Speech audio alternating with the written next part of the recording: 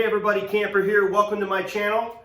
And today I want to talk to you guys about a DIY project that I came up with to help keep you a little bit warmer on those cold February and March nights on the Appalachian Trail.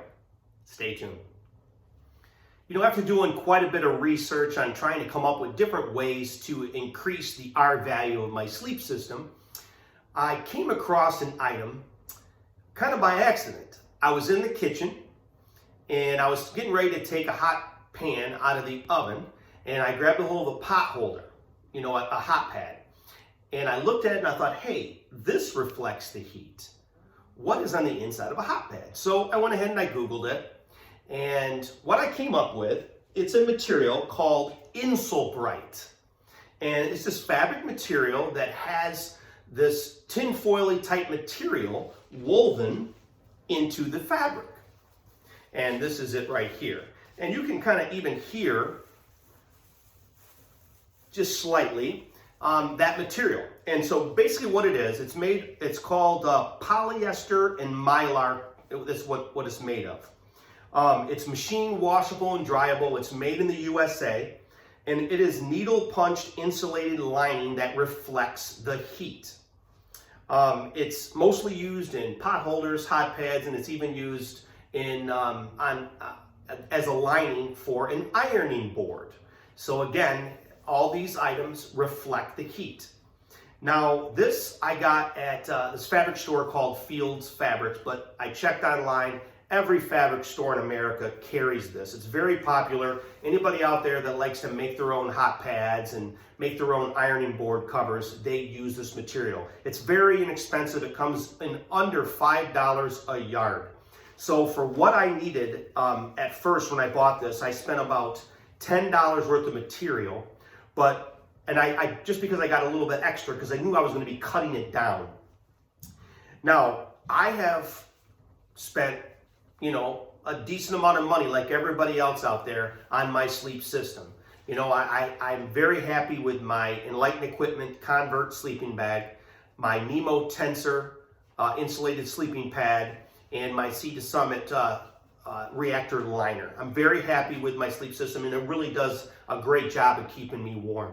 But I know in February and March, there is going to be some cold nights where it's going to drop down into the low teens and even possibly the single digits. So why not find something that's going to improve your R value a little bit more without taking up too much space in your pack and too much weight. Now, this material is very lightweight. Now, my Nemo Tensor sleeping pad comes in at 72 inches in length and 25 inches wide. Now, you do not need to cut this to your exact specification. I think it's an overkill. And so what I did is I cut this at 17 inches wide by 68 inches long. And I truly believe I could probably even shave, and I probably will, I might even shave a little bit more inches off of the width and the length, possibly 12 inches by maybe 58 inches. Because right now this comes in at 4 ounces, which to me is fantastic. I am by all means, I am not a heavy backpacker. I don't carry a ton of weight, but I am absolutely not an ultralight backpacker.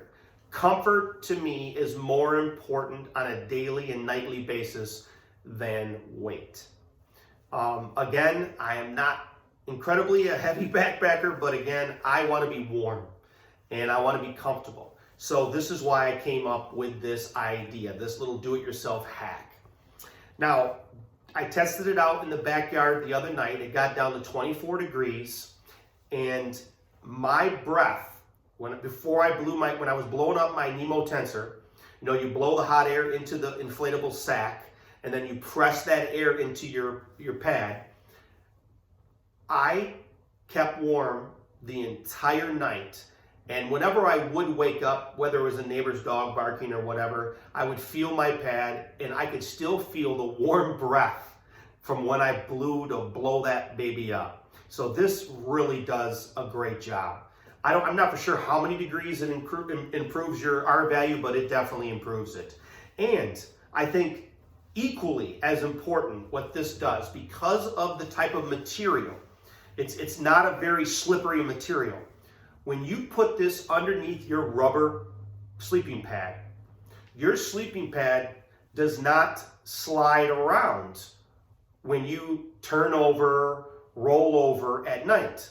And why is that important? Well, because especially if you're somebody that has invested, in let's say a DCF tent or any single wall tent, condensation can be a really big issue.